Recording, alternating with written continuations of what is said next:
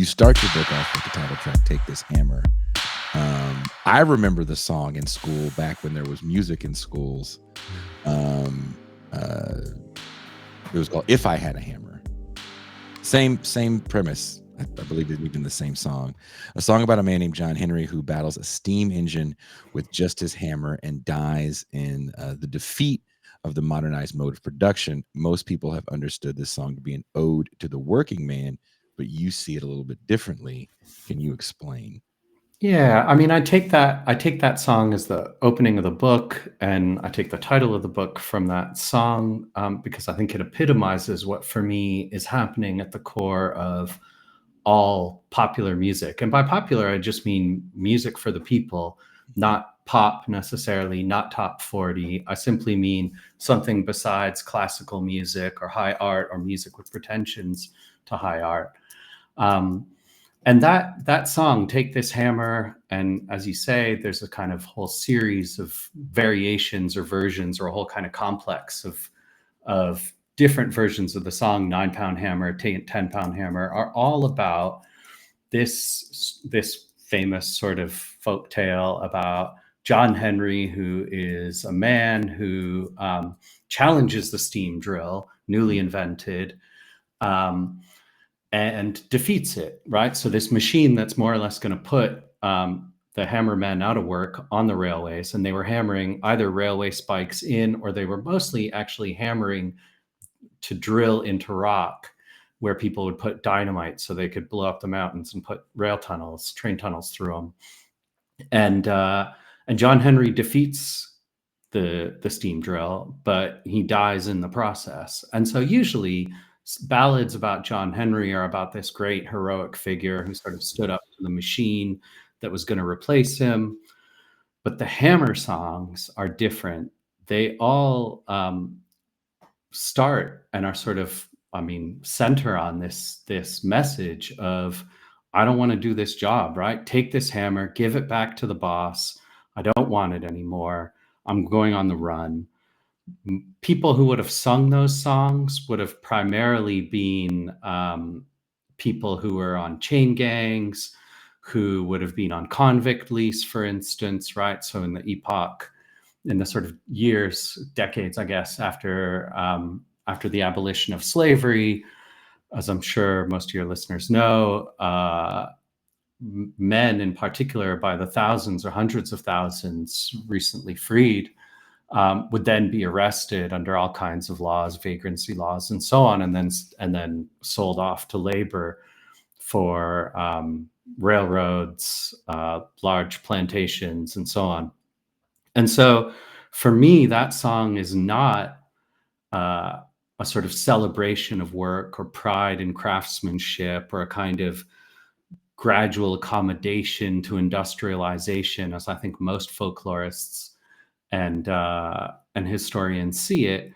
It centers on a message that I think is inherent in all popular music, which is a refusal to work, right? A hatred of work. I don't want to do this.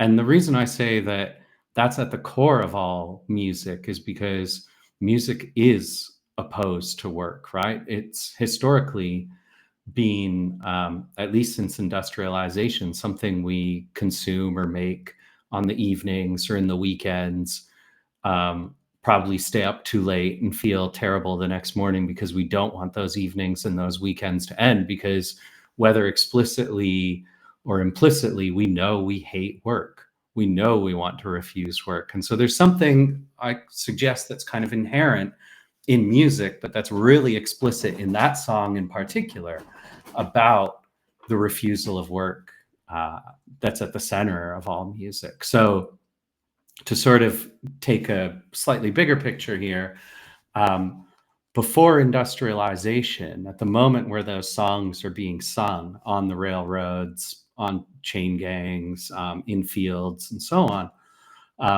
you have a long history of more or less human civilization itself, where music accompanied all forms of work, right? Whether you were making textiles, whether you were hoeing a field or tilling a field, whether you were hammering, cutting wood, whatever it was, we had songs, right?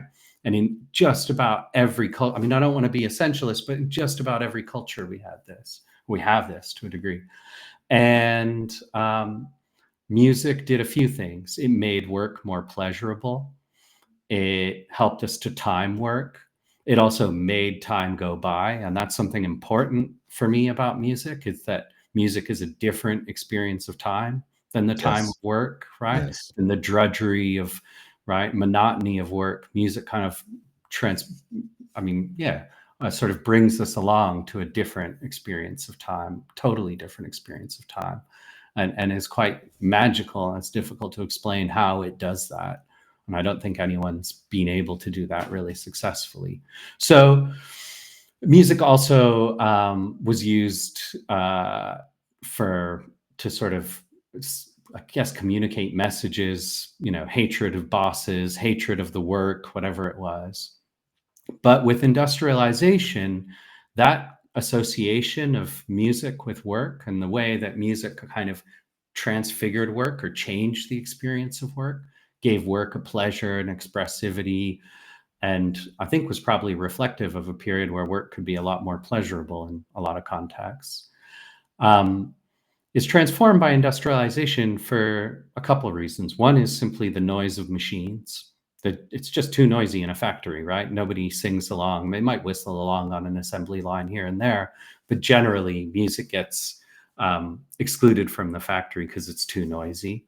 Secondly, if music was used to kind of time work, that function's no longer needed in a factory on an assembly line because the assembly line times work. The assembly line, right, schedules the kind of minute processes that you're engaging in every second, every minute, every hour, every part of your day is already organized for you. So that kind of function is gone. And then there's a long history of factory discipline, especially early on in industrialization, where bosses don't permit singing at work because they find it to be quite threatening and quite dangerous. So there's a lot of prohibitions in early factories across Europe, North America, explicitly prohibiting singing, which is viewed as very dangerous. And you have to remember that this is a moment where you have a quite sort of wild and resistive workforce that is suddenly being compelled to be trained, right, to work 8 hours a day, to do exactly what they're told every minute, when they're kind of, people are historically used to working in a field, say, and more or less structure their days and time their movements how they'd like, right? So it's part of that discipline of the factory is not allowing singing. And so for most historians of folklore, that's more or less the end of work songs. And they complain that what you get instead is a standardization of music. People don't make music anymore. Music doesn't accompany work. They simply kind of mindlessly consume it, and they consume repetitive music that is not unlike the repetitive work that they do in the daytime. So on weekends and evenings, all they can do is blindly consume. And what I'm saying and what I'm arguing in this book, or what I kind of open the book with, is the claim that that's just not true. That music is still resistive of work. It might not directly accompany work, certainly not industrial work or factory work, but it still accompanies or it still expresses a resistance to work, and it still expresses a desire for something besides the monotony of work as we know it in a capitalist society. So that desire for a work, a human activity, right, a control of our own bodies and a control over our own lives that isn't compelled by the need to sell ourselves for a wage, right, or to be wage slaves, quote unquote, to survive, is still present in the way in which we enjoy music in wherever we do. I mean, in a kind of industrial society, that's going to be the evening and the weekend. That might change today, and I'm sure we can talk about that.